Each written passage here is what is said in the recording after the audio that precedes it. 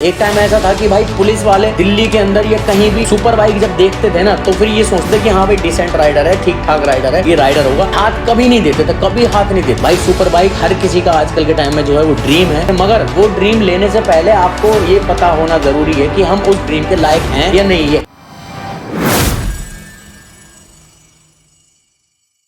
क्या हाल है भाई लोग, आप कैसे हो सारे? तो आप देख रहे हो भाई इमरान भूसावाला और मेरा नाम है इमरान रसूल। तो भाई आज मैं आपके लिए लेकर आया हूँ एक और टॉपिक ऐसा कि भाई आजकल जो ये इंटरनेट पे बहुत सारे राइडर्स के जो एक्सीडेंट हो रहे हैं और एक्सीडेंट की वीडियो बहुत ज़्यादा सर्कुलेट हो रही है, तो आज हम उसी चीज़ को जानने की कोशिश करेंगे कि भाई क्या वजह है जो इतने ज़्यादा जल्दी राइडर्स के एक्सीडेंट हमारे सामने आ रहे हैं। तो एक्सीडेंट इतने क्यों हो रहे हैं, राइडर्स के किस लिए हो रहे हैं, किस वजह से हो रहे हैं, तो आज हम यही सब और इन्हीं सब चीज़ की वजह जानने की कोशिश करेंगे कुछ पॉइंट के ज़रिए।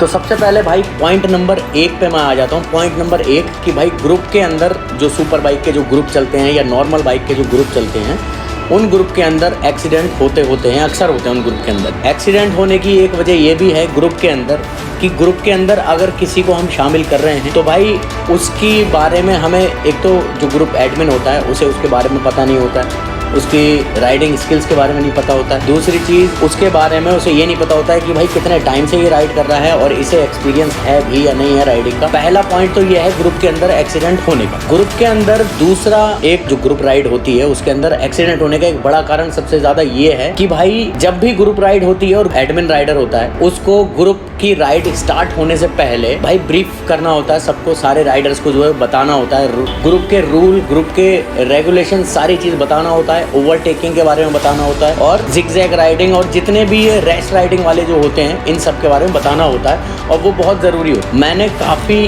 जो है वो ग्रुप देखे हैं अपने आसपास, किसी ग्रुप का मैं भाई नाम नहीं लेना चाहता हूँ, ना ही लूँगा, और यही वजह रही है कि मैं कभी किसी ग्रुप के साथ नहीं जुड़ा। काफ़ी लोगों के मेरे साथ जो है फ़ोन भी आया, मैसेज भी आते थे कि भाई चलो आज ग्रुप की राइड है, उस ग्रुप की राइड है। मैं कभी ग्रुप के अंदर राइड करने नहीं गया, वो इसलिए क्योंकि भाई ग्रुप के अंदर कैसे राइड करते हैं लोग, क्या करते हैं, वो मैंने अपनी आंखों से देखा था और अपनी आंखों से देख चुका हूँ। तो भाई ग्रुप एडमिन से मैं तो भाई यही गुजारिश करूँगा कि जितने भी नए जो है वो राइडर ऐड होते हैं ग्रुप के अंदर, उन्हें सबसे पहले ग्रुप के रूल और रेगुलेशन सारी चीज बता दिए जाएं और भाई एक बार अपने सर पे उनकी राइडिंग स्किल जो है वो चेक कर ली जाए। क्योंकि कई बार ऐसा होता है अगर 10, 15, 20 बंदे भी अगर राइडिंग कर रहे हैं ग्रुप के अंदर, तो भाई ग्रुप के अंदर इतने सारे बंदे अगर एक साथ राइड कर रहे हैं तो हमें कुछ नहीं पता कि कौन सा बंदा किस तरीके से चला रहा है और कैसे लेके आ रहा है, किसे ओवरटेक कर रहा है, किसके अंदर भाई ज्यादा तेज भगाने का कीड़ा है या जो भी कह लो आप। तो इस चीज का भाई अगर बता देना चाहिए। और ग्रुप की राइड का मतलब होता है डिसिप्लिन वाली राइड। हाईवे अगर आता है तो हाईवे पे अगर 100 की स्पीड है तो भाई 100 की स्पीड पे भगाओ, मगर ये नहीं है कि,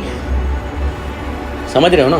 तो भाई इस तरीके से ग्रुप में राइड नहीं करना चाहिए। ग्रुप वाले जो राइड होते हैं, बहुत सारे लोग मैंने देखा है कि आपस में अगर एक्सीडेंट भी होता है ना तो उनकी वीडियो बाहर नहीं आती है, भेजते नहीं क्योंकि ग्रुप का नाम बदनाम होता है। तो भाई इस तरीके से ग्रुप वाले इस चीज को ध्यान दें भाई, जितने भी ग्रुप हैं बड़े बड़े या छोटे जितने भी, भाई इस चीज का खास ध्यान रखो। दूसरी चीज, ग्रुप के अंदर आपको नए बंदों को ये जरूर बताना पड़ेगा कि भाई हेलमेट अच्छा पहने और अच्छा हेलमेट लेके आए और गियर, सेफ्टी गियर्स पहनना बहुत जरूरी है। नए बंदों को ग्रुप एडमिन के जरिए ये बात बतानी जरूरी है। और भाई तीसरी सबसे बड़ी चीज जो भाई लोग मैंने देखा है, अच्छा हेलमेट ले लेते हैं, महंगा हेलमेट ले लेते हैं, मगर हेलमेट लगाते टाइम उसका भाई डी लॉक या जो भी लॉक होता है ना वो लगाना भूल जाते हैं या लगाते ही नहीं है, जानबूझ के बोलते हैं कि भाई हमारा दम घुटता है, ये होता है। मगर भाई वो लगाना इतना जरूरी होता है क्योंकि उसकी वजह से कई बार जान बच सकती है। वो इसलिए क्योंकि कई बार जैसे एक्सीडेंट होता है, अगर बंदा बाइक से नीचे गिरता है ना तो हेलमेट फिसल के बाहर आ जाता है। अगर लॉक यहाँ का लगा होता है ना तो फिर लॉक की वजह से वो हेलमेट रुका होता है, जिसकी वजह से एक्सीडेंट, सिर में मतलब चोट नहीं आती और आदमी बच जाता है। सबसे ज्यादा मौतें जो है वो बाइक की एक्सीडेंट की होती है सर पे चोट लगने से। और भाई सर पे चोट लगने से सिर्फ एक ही चीज बचा सकती है, वो भी है हेलमेट। ठीक है, देखो हाथ पैर टूट जाएगा, कुछ हो जाएगा, बच जाओगे, मगर सिर में चोट लग गई ना, नहीं बच सकते। भाई दूसरा पॉइंट आपके सामने ये है कि भाई कम उम्र के अंदर high and bike, super bike जो है वो कम उम्र में जो है माँ बाप दिला देते हैं, या फिर बच्चों के पास मतलब होते हैं यार जो ठीक ठाक ऐसे वाले वो लेकर आ जाते हैं, या फिर बर्थडे गिफ्ट दे रहे हैं, कुछ भी दे रहे हैं कम उम्र के अंदर। तो भाई अगर कम उम्र में बिना राइडिंग स्किल के या फिर बिना किसी एक्सपीरियंस के हाई एंड बाइक मिल जाएगी तो भाई उसमें बंदे को पता नहीं है कि यहाँ पे हमें किस एंगल पे लीन करना है या फिर किस तरीके से भगाना है, सीधा किस टाइम लेके जाना है, किस टाइम मोड़ना है, कैसे मोड़ना है, ब्रेक कैसे मारनी है। उन्हें इस चीज का अंदाजा ही नहीं होता है, क्योंकि भाई उन्हें डायरेक्ट 1000 सीसी बाइक मिली हुई है। तो भाई मैं तो यही रेकमेंड करूंगा कि भाई अगर आप बाइक सुपर बाइक स्टार्टिंग करना चाहते हैं, सबसे बढ़िया भाई 600 सीसी 800 सीसी से स्टार्ट करो। 8 महीने 10 महीने साल भर चलाओ, आराम से अच्छे स्किल्स आ जाएंगे, आपको समझ आ जाएगी सुपर बाइक की पावर की। 800 और 600 सीसी में भाई पावर कम नहीं होती, बहुत ज्यादा पावर होती है। आप अगर एक बार चला के देखोगे, चलाओगे तो आपको पता लग जाएगा। अब आप सोच लो कि 1000 सीसी में कितनी पावर होती होगी। तो भाई मैं तो यही रिकमेंड करूंगा कि भाई 800 सीसी या 600 सीसी से नए लोगों को स्टार्टिंग करनी चाहिए सुपर बाइक की, ना कि डायरेक्ट 1000 सीसी। क्योंकि भाई 1000 सीसी की जो पावर है वो अचानक से बंदे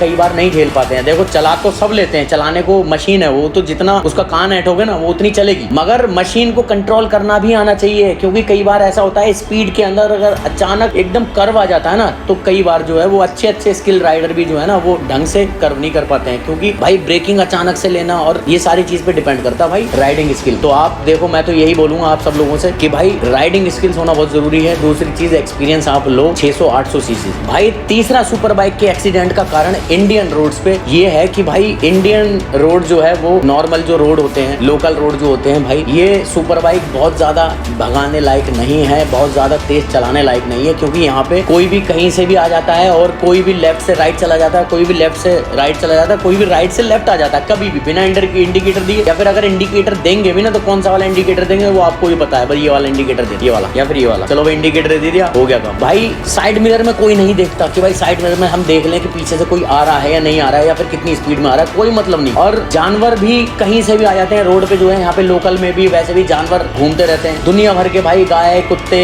जो भी है रोड पे घूमते रहते हैं। एक इंसिडेंट मेरे साथ भी होता, काफी साल पहले मैं जयपुर जा रहा था, मैं गाड़ी से था, रात का टाइम था भाई, बहुत सारी गाय एकदम से भाग के आ गई, कोहरे का टाइम था, गाड़ी में अपने आप आगे घुस गई, उसका हम कुछ नहीं कर सकते। उसमें तो कितना भी स्किल वाला बंदा हो भाई वो बचा ही नहीं सकता, क्योंकि भाई वो खुद ही आगे अगर कोई घुस रहा है कोहरे में आपके हाईवे पे, एक्सपेक्ट कर भी नहीं सकते हो। आपके साथ भी अगर कोई जानवर वाला सीन हुआ है ना कभी, तो आप भाई मुझे कमेंट करके जरूर बताना, और इस वीडियो को जो है वो शेयर करना, बताना अपने दोस्तों को कि भाई ये एक बड़ा कारण है एक्सीडेंट का। एक्सीडेंट का एक ये भी बहुत बड़ा कारण होता है कि भाई सुपर बाइक लोग ले तो लेते हैं मगर उसकी ब्रेकिंग ये सब पे ज्यादा ध्यान नहीं देते हैं। वो ज्यादातर लोकल में चलाते हैं, तो लोकल में थोड़े से भी ब्रेक हल्के से काम कर जाते हैं, मगर जब वो हाईवे पे आते हैं ना तो हाईवे पे पता लगता है असली ब्रेकिंग की, बाइक की ब्रेकिंग किस तरीके की। भाई एक्सीडेंट का एक बहुत बड़ा कारण होता है। तो मैं यही बोलूंगा आप लोगों से कि भाई अगर सुपर बाइक ले रहे हो आप, अगर कोई भी सुपर बाइक आपके पास है, तो उसके ब्रेक पैड दोनों, और भाई उसकी जितनी भी टायर वायर या जो भी चीज है ना उसके, ये चेक करना बहुत जरूरी है, और खासकर हाईवे पे। और भाई सुपर बाइक लेने से पहले, सुपर बाइक कोई भी लेने से पहले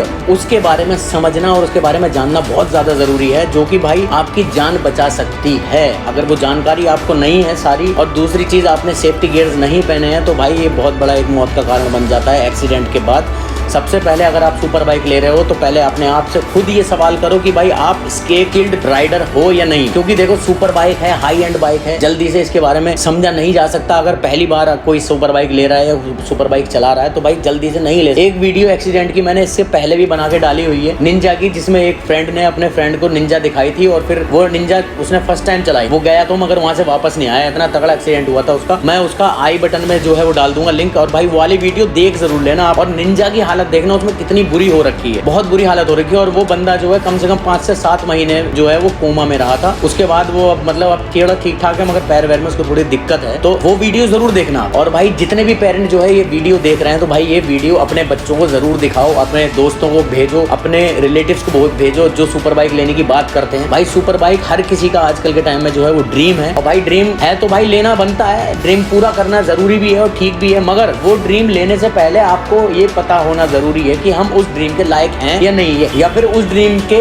बराबर हम हो चुके हैं नहीं हो चुके, या फिर हमारे अंदर स्किल उस ड्रीम के लिए आ चुकी है या नहीं आ चुकी है। क्योंकि देखो मैंने भी जब सुपर बाइक की स्टार्टिंग की थी तो सबसे पहले मैंने Z800 ली थी, कावासाकी Z800 मेरी सबसे पहली सुपर बाइक थी। उससे पहले 300, 390, बुलेट ये सारी चीज मैं रख चुका था। लेकिन फर्स्ट टाइम जब मैं Z800 लेकर आ रहा था, फर्स्ट टाइम मैंने चलाई थी लाइफ के अंदर, तो भाई पहले दिन जब मैंने उसका पहले गियर पे डाल के थ्रोटल जब दिया ना, तो भाई लिटरली मैं बता नहीं सकता आपको कि मुझे ना चक्कर चक्कर आ गए थे। वो चक्कर इसलिए आ गए थे क्योंकि कभी इतने जी फोर्स की मुझे आदत नहीं रही, इतना पिकअप मैंने कभी फील ही नहीं किया था। और आप लोगों के साथ भी कभी ऐसा अगर हुआ हो तो मुझे जरूर कमेंट करके बताना। अगर आपको भी सुपर बाइक पर कभी ना कभी अगर ये चीजें आपने अपने दिमाग में बिठा ली तो भाई देखो, एक्सीडेंट नहीं होंगे दिल्ली के अंदर, इंडिया के अंदर। और इंडिया की जो राइडिंग कम्युनिटी है वो बदनाम नहीं होगी, क्योंकि लोग एक टाइम ऐसा था कि भाई पुलिस वाले दिल्ली के अंदर या कहीं भी सुपर बाइक जब देखते थे ना तो फिर ये सोचते कि हाँ भाई डिसेंट राइडर है, ठीक ठाक राइडर है, ये राइडर होगा। हाथ कभी नहीं देते थे, कभी हाथ नहीं देते। लेकिन अब ये हाल हो चुका है भाई इंडिया के अंदर, दिल्ली की बात नहीं कर रहा हूँ, इंडिया के अंदर ये हाल हो चुका है कि भाई सुपर बाइक जहां भी दिखी पुलिस वालों को 1 किलोमीटर दूर से वो वेट करते हैं कि भाई आ रहा होगा, इसे हाथ देना जरूर है, इसे रोकना जरूर है। क्यों? वो भाई इसलिए क्योंकि सुपर बाइक के इंसिडेंट और गलत इंसिडेंट इतने ज्यादा बढ़ चुके हैं भाई इंडिया के अंदर। बाइकर कम्युनिटी जो है वो बहुत ज्यादा बदनाम हो रही है और उसकी वजह से जो है सारे लोग बदनाम हो रहे हैं, जो ठीक ठाक राइडर हैं वो भी। तो भाई प्लीज ये चीज मत करो यार, ये चीज बिल्कुल ठीक नहीं है, बहुत गलत है आपके लिए भी। और आपने इससे पहले जो वीडियो मैंने डाली थी उसमें देखा होगा, पैसे बचाने के चक्कर में नहीं, जान बचाने के लिए भाई हेलमेट लेना, पैसे बचाने के लिए कोई मत लेना। और गियर्स में जैकेट पहनना बहुत जरूरी है भाई, सेफ्टी गियर जितने ज्यादा होंगे उतना अच्छा है। तो अब चलता हूँ, मिलता हूँ अगली वीडियो के साथ, जब तक के लिए